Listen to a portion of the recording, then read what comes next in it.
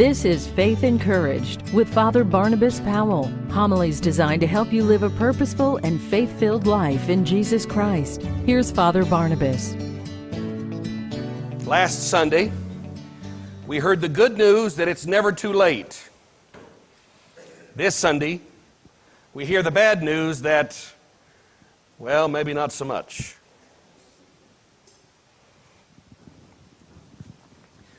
We live in a day and an age where the concept of judgment is considered anathema. Who are you to tell me that I'm wrong? After all, I'm an American. I can do anything I want, right? I'm free. Isn't it interesting? People bandy about the idea of freedom as if it were some big magic wand that you wave over somebody and poof, they don't have any responsibility anymore.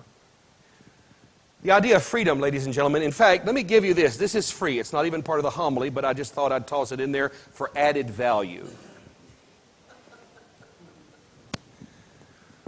You do not have the freedom to do wrong.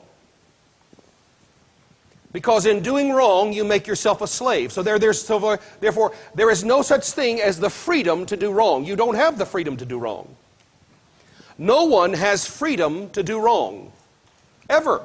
Under any circumstance, in any position. Freedom presupposes doing right. Because it is only in doing right that perpetuates freedom. Doing wrong creates slavery. Period. Full stop. End of discussion. You do not have the freedom to do wrong. You may take the liberty to do wrong, but you will not remain free. You won't. Ask any alcoholic. Just one more drink. Ask any drug addict. Just one more hit.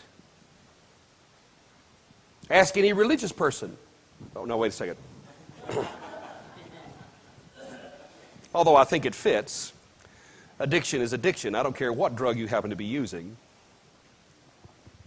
And so the challenge, brothers and sisters, when we talk about judgment, I remember when I was growing up, my grandfather would tell me all the time, son, always use good judgment. You ever remember that? You ever heard that phrase before? You should use good judgment. Judgment is a good thing, folks. It's a wonderful thing. And this modern, I'm preaching so I can say anything I want. This modern childish baby attitude of you can't judge me. You almost want to hand them a pacifier. Well, sweetheart, here's a little safe place for you. Here's a cuddly bear. You sit here quietly until you don't feel bad anymore. I don't want to be mean. But at the same time, ladies and gentlemen, life isn't for infants and babies. Real life is a struggle. If you've lived longer than 10 minutes, you know. Life is a struggle. It isn't going to be done well if you are perpetually locked away in a spiritual or emotional immaturity that makes you believe the world exists for your comfort. That is not reality. It's a fantasy. And it is a fantasy, ladies and gentlemen, that will hurt you. I am so concerned about the young men and the young women in our society today who have been, you ever heard of this concept, helicopter parents? You ever heard of that before? Helicopter parents? They fly in and rescue, or they fly in and they take care of this and that or the other. Kids in college, Mom, I got a C on my report and I'm triggered, Mom. Don't you worry about it, baby. Mama's going to be right over there and she's going to get that professor to straighten things out. Ladies and gentlemen, those young people who have been conditioned to believe that their comfort is the highest good will get into the real world and find out that not everybody is going to listen to their mama. And the crushing reality of that falling on them will do real emotional harm to them and to society. It is a poverty in our modern age that we have reduced our societal contract to a series of rights. These are my rights, these are your rights, we're going to follow the rights, we're going to make sure nobody steps on anybody's rights, and it's going to be about rights. Well, the sickness of that becomes that when you reduce human interactions to these are my boundaries, those are your boundaries, and there we go. Yeah, those are important, by the way. That's not bad. But when you reduce it to that, you find out that there's a very sick reality that comes into play, and it is exactly what our gospel lesson talks about today. The phrase that you hear both the righteous and the unrighteous use when they are having to stand before the awesome judgment seat of Christ. Lord, when did we see you this way? Now, I'm going to give you this before I get into that. The whole point of the Orthodox Christian life is to wake you and me up to reality, so that judgment, the awesome judgment seat of Christ, catches us by surprise. We are not to be caught by surprise. Even the second coming will be expected by those who are not asleep to reality. Even the moment of your death will not catch you by surprise if you are awake to the spiritual reality of the Orthodox Christian faith. The Orthodox Christian faith has one purpose in your life and in my life: keep you awake. We're about to step into Great Lent, which is the ultimate calendar alarm clock. My stomach is going to be thinking I've divorced it. It's going to be asking, why do you keep sending down the stuff that food eats? It doesn't make any sense to me. My stomach is going to be upset with me. And yet, brothers and sisters, my stomach, contrary to what you may see, is not my master. It shouldn't be my master. My desires and my passions and my wants should not be my master. I should be my desires' master. How can I do that? By staying awake. By allowing your faith to rouse you from the easy sleep of mediocrity. And so the whole purpose of our Orthodox faith is to keep us awake, so that the judgment day catches us asleep. We will hear the story later on in Great Lent about the 5 wise and 5 foolish virgins, so I won't rehearse it into your ear now. But the work that we've been doing to bring us to this point from Zacchaeus Sunday to this moment has taught us that our desires must be inventoried. We must be able to persevere like the woman at Canaan, the Canaanite woman. We must understand that the Father loves us and wants us, like in the story of the prodigal son. We must understand that it is only through humility and a humble spirit that we will ever be able to enter into a relationship with God, like the publican and the Pharisee.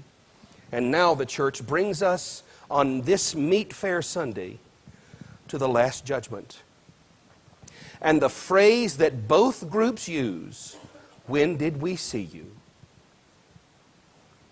is instructive to you and me for you to do a spiritual inventory in your own heart this morning in this opportunity under the auspices of the saints of God and the wisdom of 20 centuries of Christian theology, to stir your own soul and ask yourself, are you awake enough to answer that question?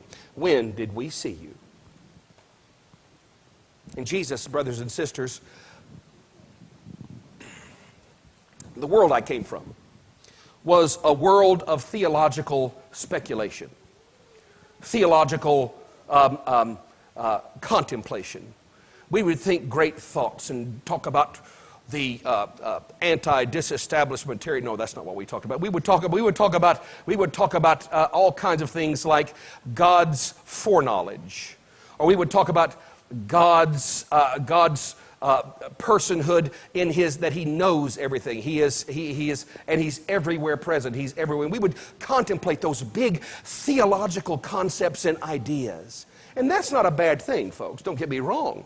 But make sure that you understand this one orthodox, normal orthodox truth. Normal orthodoxy has to do with your everyday life. That's normal orthodoxy. Orthodoxy is a way of life. It is not theological speculation and wondering about this book or that book. Although that's a good thing, it's not a bad thing. But practically speaking, your orthodox faith is supposed to change how you treat each other. And if it isn't changing how you treat each other, my precious angels, you may be fill in the blank, but you're still struggling to become orthodox. When did we see you hungry, naked, thirsty, in prison, without clothes? When did we see you this way? And Jesus answers both groups in the same way. Inasmuch as you did it or did not do it to the least of these, you did it or did not do it to me.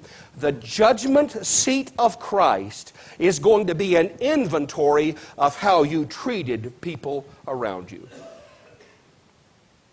The judgment seat of Christ is going to be an unhidden inventory of how you treated those who you might think are less than you, or you think you are in a better position than they are, or you may even think you're in a worse position than they are.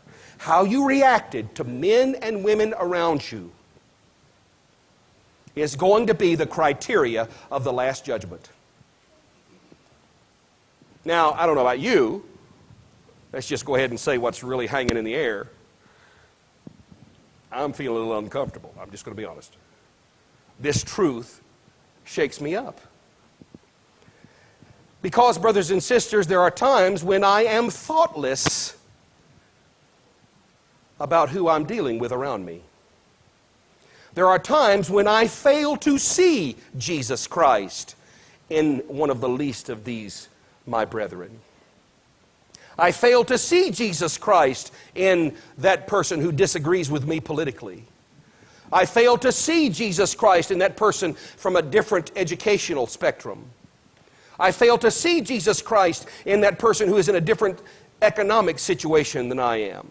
I fail to see Jesus Christ in someone who is of a different race than I am. I fail to see Jesus Christ in those people, and I treat them that way. And when I do, I am revealing that I am asleep to the presence of Jesus Christ in the whole earth.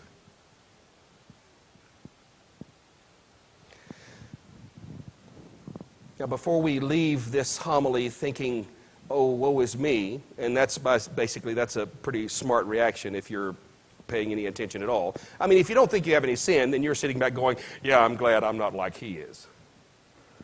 But the honest ones of you, you know exactly who you are. You're sitting there thinking, probably need to do a little work. Thank God Lent's coming, right? Yeah. And confession. Right? Yeah, okay. What is the purpose of the Orthodox faith? The purpose of the Orthodox faith is to keep you awake. Why do you think we're doing all this stuff, folks? So that you'll stay awake to seeing Jesus Christ in every person around you. The good news is, folks, is that until the final hour, when people are going to be seen for who they really are, and that's, ladies and gentlemen, what the judgment is. The judgment isn't Jesus with a magic wand turning people into sheep and goats as they come up to him. They show up as either a sheep or a goat. Jesus is just simply saying, this is where you belong, this is where you belong. You are going to show up at the final judgment who you really are. Not who you've purported to be, not the facade that you've worn in church, not how you've talked about yourself or thought about yourself and thinking to yourself, oh, I'm not as bad as that person. You are going to show up as you really are. And you're either going to be a sheep or a goat.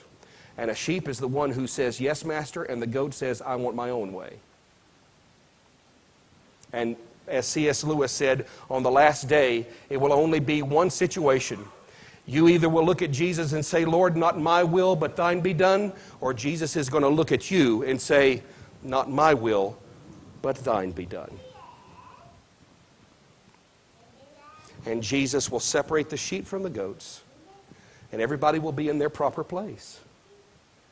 Until that moment, brothers and sisters, St. Isaac's wisdom comes into play. This life has been given to you for metania, for repentance. Do not waste it on anything less. If your lifestyle, your normal Orthodox lifestyle, isn't a lifestyle of repentance, you are asleep, and the judgment will catch you by surprise.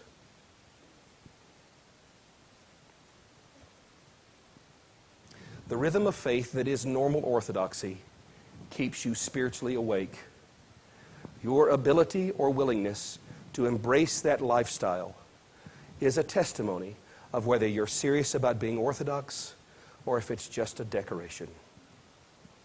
But make no mistake about it, my precious friends, that is your responsibility. You are free to do right, or you are at liberty to remain a slave. But make no mistake about it, that is your responsibility. He who has ears to hear, let him hear. Father Barnabas is the priest at the Saints Raphael, Nicholas, and Irene Greek Orthodox Church in Cumming, Georgia. Find out more at faithencouraged.org. That's faithencouraged.org.